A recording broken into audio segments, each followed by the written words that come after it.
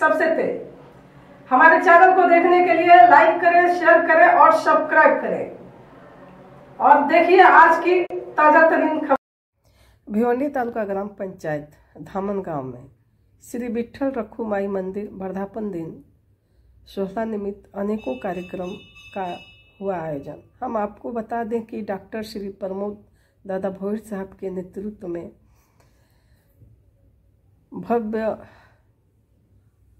शोभा यात्रा हर साल निकलता है, लेकिन इस साल कुछ दुखद घटना घटा जिसके वजह से रैली नहीं निकाला गया और मंदिर के पास ही शोभा यात्रा निकाला गया और फिर मंडप में ही पालकी को रखा गया और जहाँ पे हरि भजन हुआ। और वहीं पे हम आपको बता दें कि कैलाश महाराज नीचे आए थे प्रवचन के लिए और लोगों को हंसा कर उन्होंने मनोरंजन किया। बहुत ही अच्छी तरह से उन्होंने कथा सुनाया लोगों को और डॉक्टर प्रमोद साहब के लिए भी उन्होंने बहुत तारीफ की कि उनके पिताजी जो मंदिर बना करके गए हैं उनको ये डॉक्टर प्रमोद साहब निभा रहे हैं और धर्म को आगे बढ़ा रहे हैं। वैसे आप सभी को पता है कि डॉक्टर प्रमोद साहब एक कट्टर सनातनी हैं और धर्म के प्रचार में वो आगे रहते हैं और उनके बंधु दोस्त श्री श्याम माली साहब भी हैं जो उनके साथ हमेशा उनके कदम से कदम मिला कर के चलते हैं। तो चलिए हम आपको सुनाते हैं और दिखाते हैं कुछ दृश्य।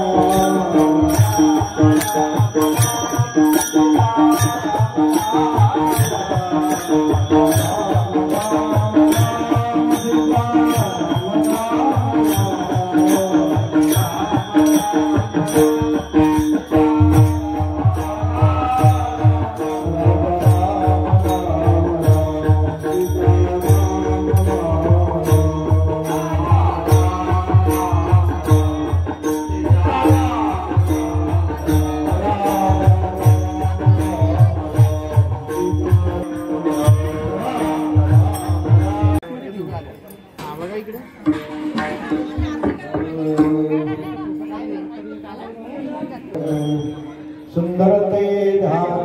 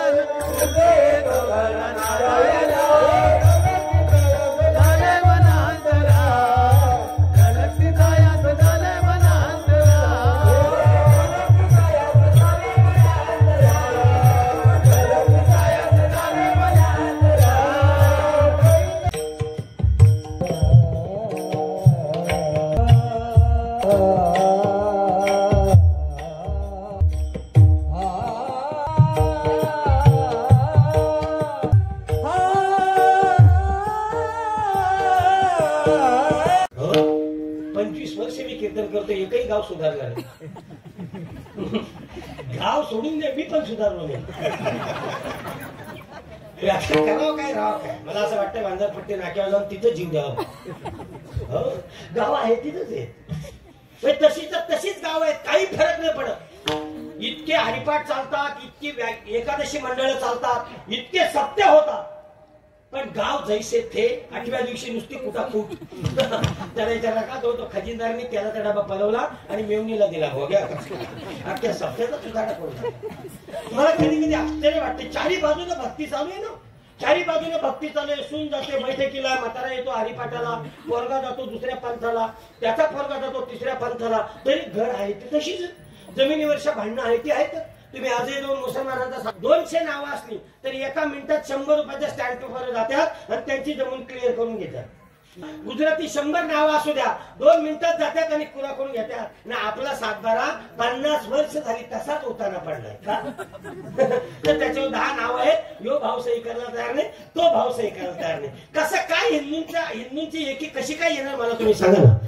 त्याच्याकरता कुठेतरी आपण एकत्र आलो पाहिजे, कुठेतरी आपण आपल्या बांधवाचा विचार केला पाहिजे, कुठेतरी आपली कुटुंब व्यवस्था टिकवण्याचा प्रयत्न केला पाहिजे, कुठेतरी आपल्या समाज व्यवस्थेचा एक जीर्णोद्धार करण्याचा प्रयत्न केला पाहिजे, कुठेतरी आमच्या रूढी आणि परंपरा यांना शुद्ध करण्याचा प्रयत्न केला पाहिजे. अन्यथा हिंदू धर्म आणि हिंदू परंपरा रसातळाला गेल्याशिवाय राहणार नाही.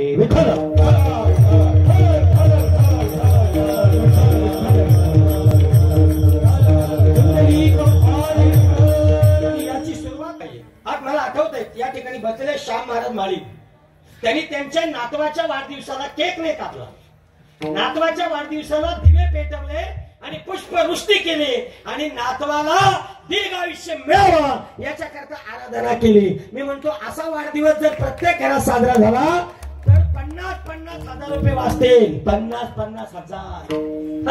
इथं पोराचा वाढदिवस, पोरगा एक वर्षाचा, मग मावशी येते, अरे बाबू नाही बाबू, मग बाबूच्या तोंडात केक खायला घालते. बाबू केक खात, बाबूला काय करत आहे, बाबू 1-2 वर्षाचा बाबू. लगेच खालच्या वलीचा बचत गट येतो, त्या 14 जणी त्या केक खालच्या घालत्या.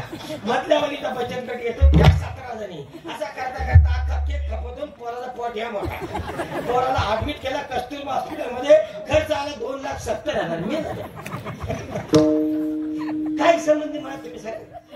हा पोराचा बास इतका खुश का तो दारू पिऊन कुठं मिळाला त्याच करतो. दुसऱ्या दिवशी पाहिला दरांच्या कोंबडीवर होता. बघा तुम्ही इतर समाज पहा. मराठा समाजानं तिकडे निर्णय घ्यावा, जैन समाजानं निर्णय घ्यावा. त्यामध्ये करोडो रुपये दान करून त्यांच्या घरातली मुलं आणि मुली जैन धर्मासाठी दीक्षा घेतात, ब्रह्मचार्याची दीक्षा घेतात. आणि आपण आपल्या हिंदू टोनग्यानं बोलू ना हरिपाठाला या, तर मरतील क्रिकेटच्या ग्राउंड मध्ये बॉम्ब घसून तो बॉल मांडीचा चामडा काढते, पण हरिपाठाला मी तर म्हणतो एक दिवस काल्याचं जेवण ठेवा, अख्ख्या पोरांना जेवायला बोलवा आणि उंदराला औषध टाकायचं. अशी पिढीच नको. ज्या धर्माचं सौर पिढी ज्या धर्मात जन्माला येत त्या पिढीला जगण्याचा नैतिक अधिकार महाराज लक्षात ठेवा. किती सक्षम पाहिजे. जाऊ द्या सुद्या. मी what I say that I am saying that kirtan आहे ना. तर मी सांगत होतो देव आला, हनुमान या बाजूला, अर्जुन त्या बाजूला. अर्जुन आता म्हणतो मी जीव देतो. देव म्हणला जीव द्यावं नको. हनुमानाला सांगितलं तू याचा सेतू तोडला, हे कोणी पाहिलं का, इथे कोणी साक्षीदार होता. हनुमानला नाही, आम्ही दोघंच जण होतो. मग खोटा आहे तुझा. वकील हुशार असतात, पण वकिलाने माहित नाही त्यांचा बाप पण शिक्षक असतात. हो, एका वकिलाने शिक्षकाला वीर विकली, पाण्याची वीर विकली ती. वकिलाला वाटला शिक्षकाला फसवा. वकील गेला, म्हटला हे बघ मी तर तुला वीर विकलेली आहे, त्याचा व्यवहार झालाय, पण विहिरीतला पाणी कुठे विकलाय. विहिरीतला पाणी विकलं नाही, माझा पाणी मला देऊन टाक, नाही तर पाण्याचे पैसे दे. शिक्षक म्हणाला अरे मी हेच तुला सांगायला येत होतो, एवढ्या दिवस तुझं पाणी माझ्या विहिरीत आहे, एक तर पाणी काढून घेऊन जा, नाही ते त्याचा भाडा दे. वकील मागच्या मागा याच्या गमत सांगतो. तर भगवान श्रीकृष्णाने सांगितलं अर्जुना मी तुला पाहिलं नाही, तू मोडतानी त्याने याला पाहिलं नाही. मग देवाने सांगितलं तू पुन्हा. देवेंद्र फडणवीसचा फोन येतो. ते म्हणतात दामोदर गावातल्या बायकांना विचारा त्यांच्या खात्यावर 1500 आलेत का, नाही तर मग मला फोन करा, मी त्यांच्या खात्यावर पैसे टाकेन. बरं तुम्हाला जर 1500 आले नसतील तर त्यातलं 500 मला द्या, मी लगेच फोन करतो. साहेब आहेत बघा ना, मुख्यमंत्री देवेंद्रजी फडणवीस साहेब. चला महत्वाचा मुद्दा असा. तर मग त्या ठिकाणी भगवान कृष्णाने सांगितलंय बघा, तो राम पण मीच आहे, तो कृष्ण पण मीच आहे. आता तुम्ही दोघे भांडू नका. आता आपल्याला धर्माचं युद्ध करायचं आहे. त्याच्याकरता अर्जुना तू पुन्हा सेतू बांध. त्यांनी पुन्हा सेतू बांधला. हनुमानाला पुन्हा सेतू तोडावा लागला, पण तोडण्यासाठी भगवान परमात्मा स्वतः त्या सेतू खाली झोपला. रक्ताच्या चिलकाने बाहेर निघाल्या. दोघे जण पाहतात तर भगवान परमात्मा झोपलेला. हनुमानाने विचारलं, देवा असं तू का केलं? त्याने सांगितलं, आता ही आपल्याला भांडण्याची वेळ नाही, धर्माच्या रक्षणाची वेळ आहे. आता तू अर्जुनाच्या रथावर झेंड्यावर उभा राहा. अर्जुन भाग चालवी आणि आपल्याला धर्माचं युद्ध करायचंय. तसं आता आपल्याला तू बैठकीला जाते, तू स्वाध्यायाला जाते, मी नाथपंथाची आहे, मी वारकरी पंथाचा आहे, असा कोणालाही भेद करायचा नाही. आपण सगळ्यांनी आता एकाच देवाची लेकरं आहोत. सगळ्यांच्या वाटा एका ठिकाणी जातात. त्याच्याकरता भेदाभेद भ्रम अमंगल ही संकल्पना मोडून टाका. सगळेजण एकत्र या. हिंदू धर्म आणि संतांचा विचार सांभाळण्याचा प्रयत्न करा. एवढी आपल्याला नैतिक जबाबदारी आहे. विठ्ठल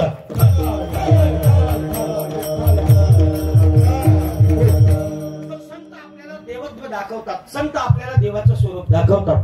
तुकोबाने विचारलं,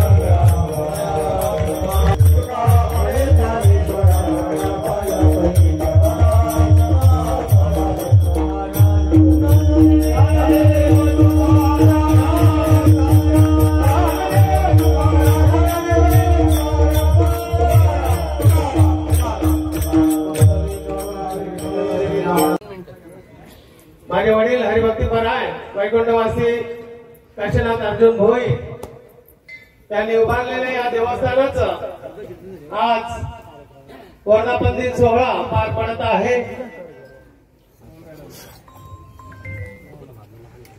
थोडस भाऊक झाल्यासारखं होत आहे, कारण आता देखील मला वाटतं की माझे वडील समोर खुर्चीवर बसलेले आहेत, महाराजांचं कीर्तन ऐकत आहेत. बंधूंनो, 5,000 दिलेला माणूस देखील आपलं नाव कधी पुकारलं जाते त्याची वाट पाहत असतो. पण माझ्या वडिलांनी ही अशी वास्तू उभी केलेली आहे, स्वतःने ही वास्तू उभी केलेली आहे. त्याचा खरंच आम्हाला अभिमान आहे. ईश्वर त्यांच्या मृतात्म्यास चिरशांती देवो, वैकुंठात चांगली जागा देवो हीच प्रार्थना आहे. आज त्यांच्यामुळेच आमचं अस्तित्व आहे. त्यांच्या मार्गाने चालण्याचा नक्कीच प्रयत्न करत आहोत. आज या वर्धापन दिनानिमित्त उपस्थित पंचक्रोशीतील सर्व वारकरी बंधू आणि भगिनींचा तसेच सामनगावच्या सर्व ग्रामस्थांचं आम्ही येथे हार्दिक स्वागत करीत आहोत. आमचे सर्व नातेवाईक मित्रमंडळी येथे उपस्थित आहेत. त्यांचं देखील आम्ही शब्दसुमनाने हार्दिक स्वागत करीत आहोत। आज आम्हाला आशीर्वाद देण्यासाठी महंत हरिभक्तीपरायण बालयोगी बचेंद्रनाथ महाराज हे इथे उपस्थित झाले, त्याबद्दल आम्ही भोईर परिवार आपले शतश आभारी आहोत। त्यातील हा वारकरी संप्रदायच करू शकतो आणि त्याचा आम्हाला नक्कीच अभिमान आहे। आज सकाळपासून खूप सारे कार्यक्रम झाले, पहाटे काकड आरती झाली, त्यानंतर भजन झालं, दुपारी महाप्रसाद, त्यानंतर पुन्हा संत तुकाराम भजन मंडळ कुंभारशिव यांचं भजन झालं, त्यानंतर हरिपाठ। आज काही कारणास्तव या गावातील आमचा दिंडी सोहळा रद्द करण्यात आला, तो म्हणजे माझ्या वडिलांचं निधन झालं आणि आताच आमच्या गावातील आमचेच नातेवाईक दीपक काळूराम भोईर यांचं देखील निधन झालं, त्यामुळे पालखी सोहळा रद्द करण्यात आला। पण बंधूंना पुढच्या वर्षी नक्कीच पालखी सोहळा होईल आणि आपण देखील सर्व मंडळी येथे मोठ्या संख्येने उपस्थित राहाल अशी आशा करतो। त्यानंतर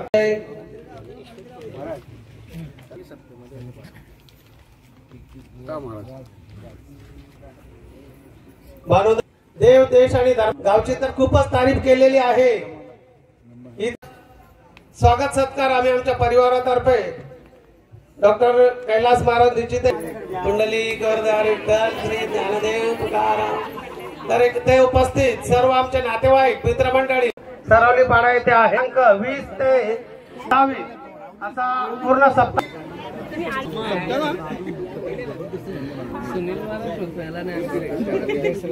काशीनाथ भोईर सौ